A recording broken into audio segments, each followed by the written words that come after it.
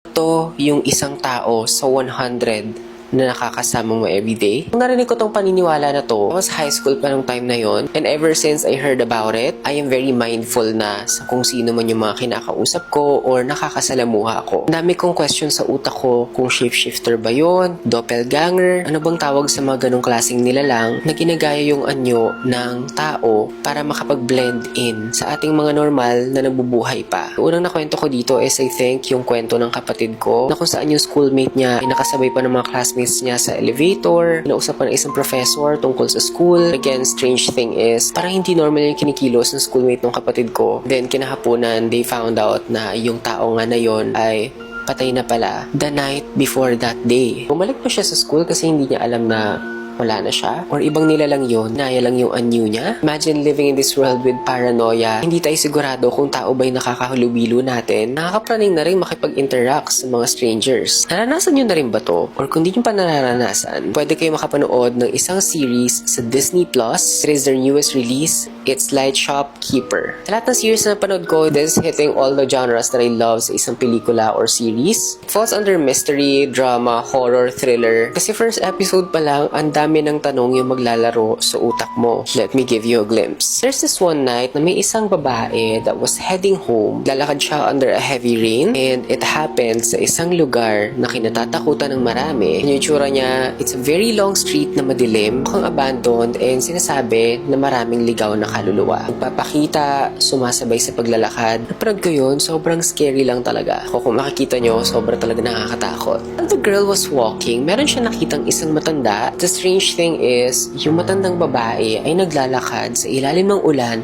na walang payong. It's as if parang wala lang sa kanya yung buhos ng ulan. So bilang mabuting bata siya ay lumapit dun sa matanda. So she offered na sabay na sila, plus siya yung may payong sa kanilang dalawa. They were just casually talking and parang normal na questions lang. Then something strange happened out of nowhere. Habang naglalakad sila, bigla siya nakarinig na parang mga buto na nagka-crack. Tapos yung heel ng matanda ay naririnig niya rin na parang iba na yung lakad. So she looked at the lady and nagulat siya. Yung matandang babae ay biglang tumatangkad pero diretso lang yung tingin sa kalsada. Imagine kasabay mo yun. Of course, natakot yung bata. She got really scared but she tried to compose herself na it's as if parang wala lang nangyayari. But out of so much fear, binilisan niya yung takbo. She ran away from the old lady and doon na siya nag-start na habulin ng matanda. Kinikilabutan ako pag naaalala ko. Nag-retain sa utak ko yung itsura ng matanda. If I were in her shoes, I know for sure baka himatayin na lang din ako.